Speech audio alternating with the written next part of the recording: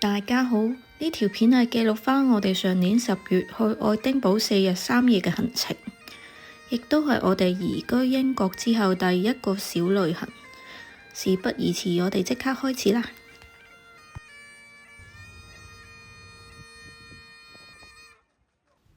今個旅程我哋揀咗火車上愛丁堡。冇錯啦，第一個站我哋就去到 Manchester Oxford Road Station 度等火車。當日我哋個鎮仔去曼城嗰班火車無啦啦俾人取消咗，結果我哋 call 咗 Uber， 仲早咗成個鐘頭就去到火車站。當日又大風又凍，好彩有個候車室可以休息下食下嘢。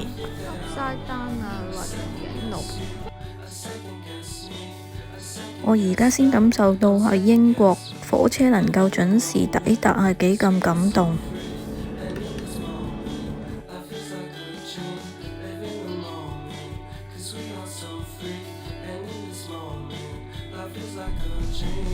我同妹妹坐咗喺度頭位，我有啲坐得唔係好舒服，但係佢就好似冇乜嘢咁，仲瞓到紅當當。我哋終於到咗啦，完成咗3個幾鐘頭嘅車程。由車站沿住扶手電梯就係新城區嘅王子街啦。見到斯國特紀念塔轉咗，再經過 Wetherspoon 就係嚟到舊城區啦。喺舊城區裏邊遊走就好似入咗 Harry Potter 嘅世界咁，充滿住神秘感。可能係因為建築物嘅外表都係比較灰黑色。翻查翻啲資料，原來係因為喺工業時代呢度嘅建築物長期受到煤煙覆蓋，而呢度嘅建築材料多數以砂岩為主，充滿細孔，容易吸附住一啲污染物，所以就形成咗今時今日嘅風貌啦。街道兩旁全部都係幾百年歷史嘅建築物，仲有唔同嘅紀念品店，大家可以慢慢行，慢慢影相。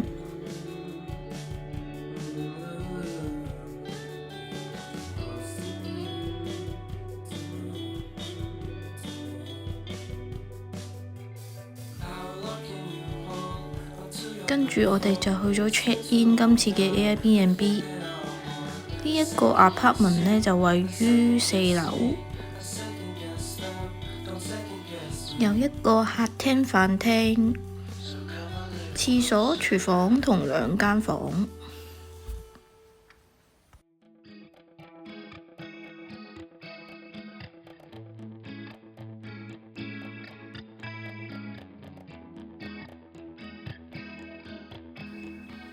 第一間房就有2張單人床，睇住愛丁堡城堡嘅景嘅。第2間房呢，就係一張加大雙人床，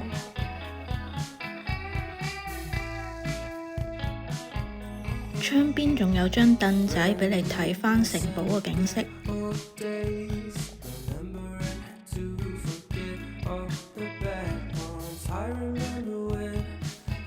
最後呢，就睇下廚房，一般嘅電器同用具都有齊晒。我揀呢間 B&B 嘅原因主要係因為佢喺舊城區，去一啲景點同埋食亞洲嘢都好方便。而缺點呢，就要行4層樓梯，同埋啲被鋪都幾污糟。跟住就係令人好興奮嘅時間，就係食日本嘢啦。呢一間餐廳主要食一啲日式便當、小食同埋壽司。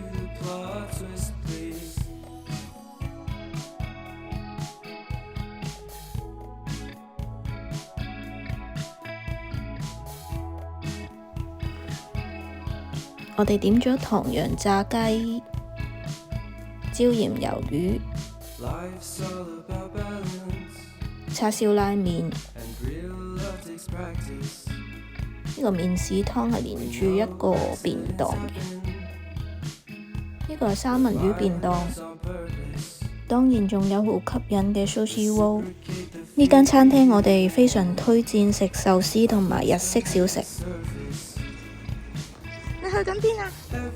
卡神係喎，去卡神喎。呢條長命車冇想象中咁辛苦，反而啲樓梯真係好攞命。如果冇諗住入去城堡度參觀，可以嚟一嚟呢一個位置度影一影城堡嘅外貌，同埋愛丁堡嘅景色。入城堡參觀記得上網買定飛，同埋唔好帶咁大個袋同行李箱。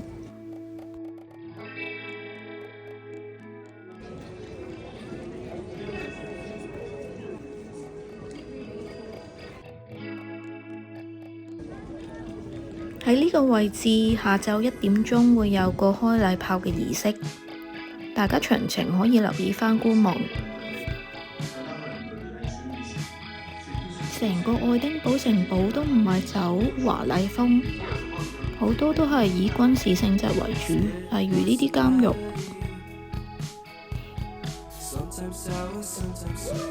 比較靚啲嘅地方就有呢個聖 Margaret Chapel。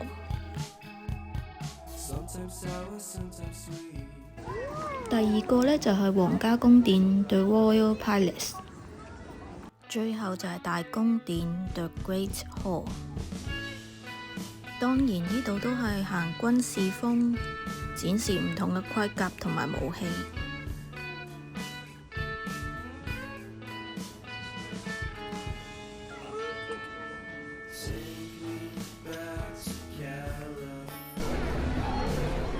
喺城堡附近呢，呢個就係暗箱，我同妹妹最後一日嘅旅程會去玩。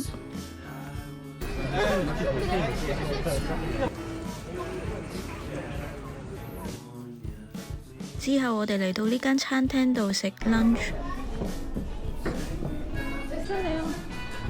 每人都有送一隻免費生蠔，包括小朋友。我哋叫咗一打生蠔，fish and chips， 海鮮意粉，仲有藍青口。整體海鮮嘅表現一般，個意粉反而有驚喜。之後我哋 call 咗 Uber 去探親戚，同狗狗玩得好開心。kiss。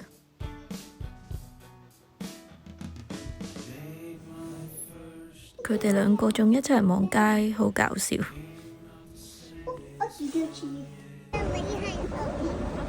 食完晚飯見到 Bobby 個銅像，即刻抱起妹妹摸一摸個鼻，話會保平安。之後就返去 Airbnb， 妹妹揀咗 Oreo 雪糕做甜品，咁就結束咗第2日嘅行程啦。第3日嘅天氣非常之好，有藍天白雲。我哋 call 咗 Uber 去不列顛尼亞號，由舊城區出發，大概係10磅到。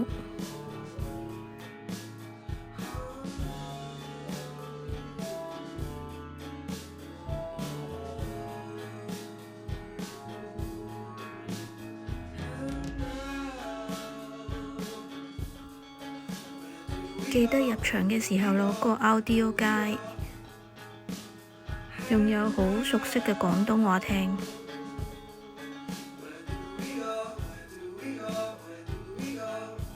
呢度分咗4層，可以用升降機上落，真係好方便老人家同小朋友。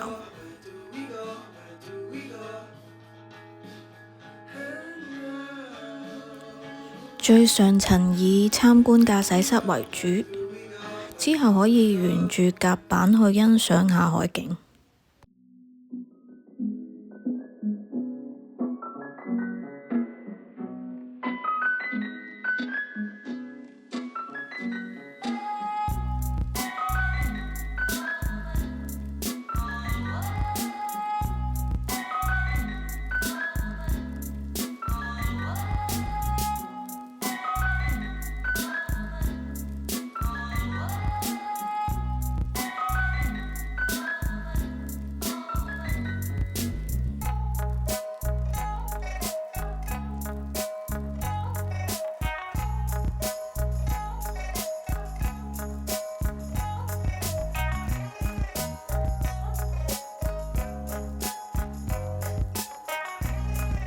跟住就係一啲皇室成員嘅房間，仲有好華麗嘅宴會廳、客廳。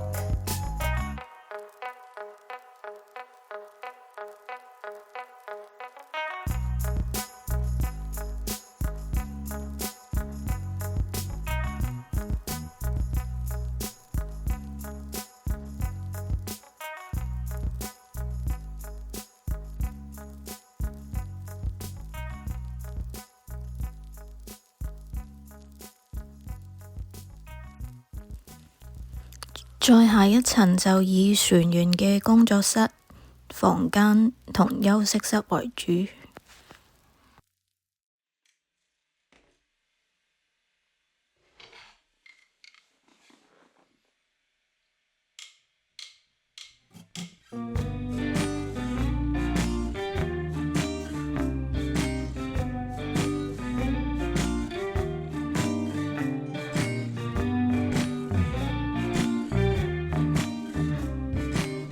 船上面仲有個迷你醫院，有手術室、診症室，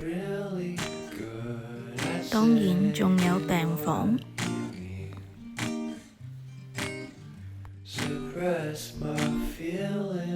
仲有洗衣房，超多部嘅洗衣機同埋乾衣機。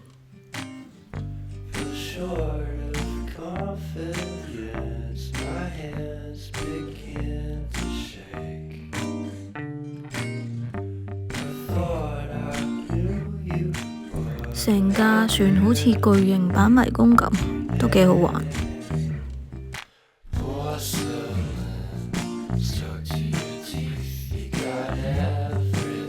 呢度係船員梳洗嘅地方，好似體育館嘅更衣室咁。呢度行大概要預2至3個鐘，之後我哋要去食 lunch 啦。求其揀咗最近嘅 Pizza Express 食，攰到淨係影咗呢2碟嘢。哥哥送咗頂帽俾佢扮小廚師，好開心㗎。行咗咁耐又唔趕時間，最啱就係坐巴士返市中心，大概40分鐘左右，好適合小朋友小睡一陣。而且仲好適合觀光，尤其係經過舊城區嗰啲建築物。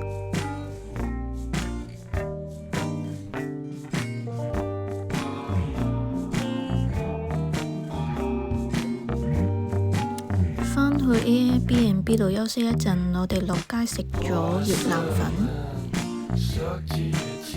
呢一間應該算比較好食嘅分店。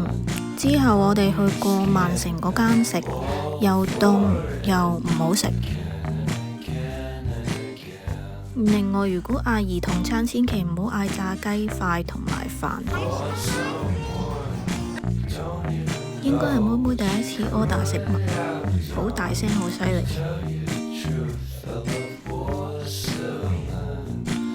食完夜晚，我哋行過去愛丁堡城堡度睇下佢嘅夜晚嘅景色。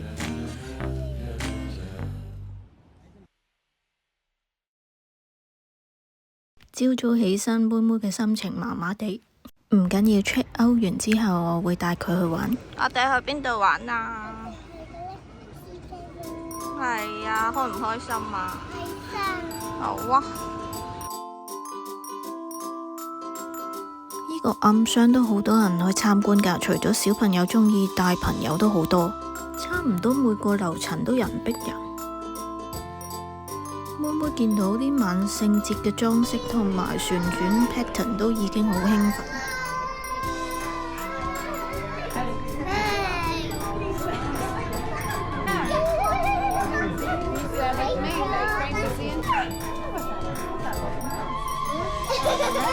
你多咗兩隻腳啊？係點㗎？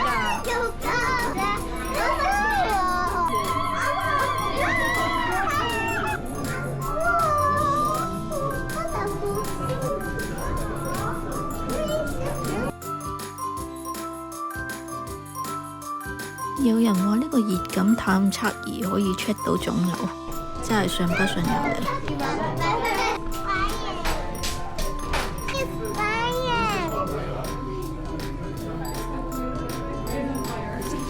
咦？點解會咁嘅變咗？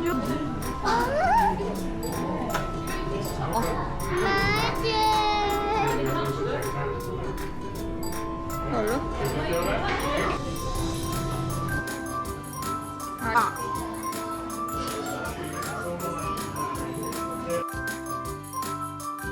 呢度嘅裝置有8-9成都可以互動，我係大人都覺得好好玩。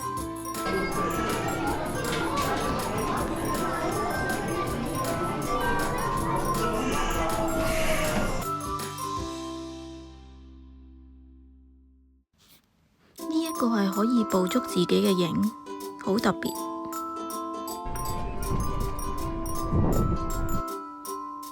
頂樓會有個觀景台，可以見到舊城區嘅景觀，當然仲有愛丁堡城堡，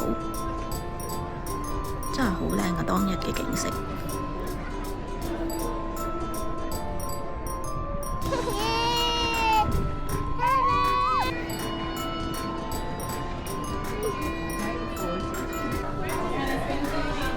呢個咁 colourful 嘅展演最啱就係小朋友玩。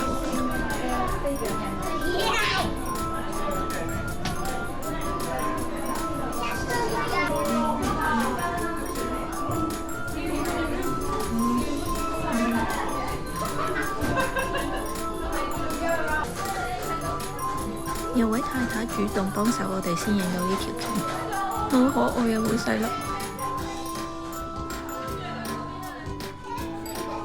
之後妹妹同我一樣高。呢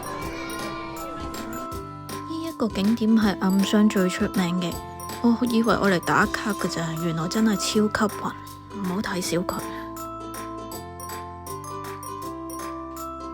到最後會有個好夢幻嘅迷宮玩。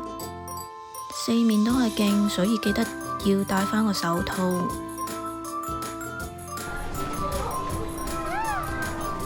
宮嚟㗎喎，迷宮嚟㗎，好搞笑啊！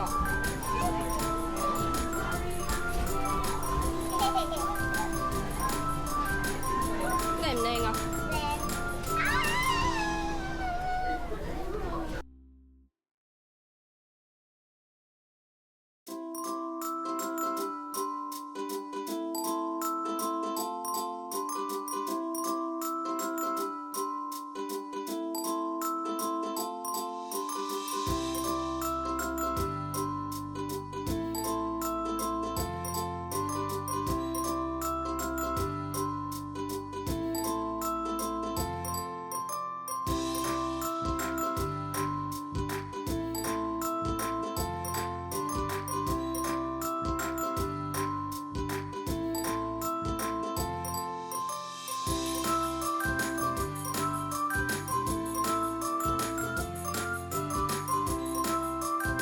之後我哋去 Wetherspoon 會合返啲屋企人，食少少嘢就準備去搭火車啦。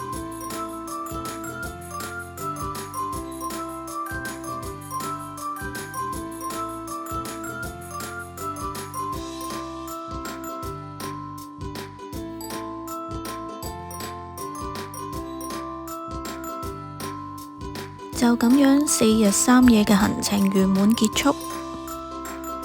下條片再見，拜拜。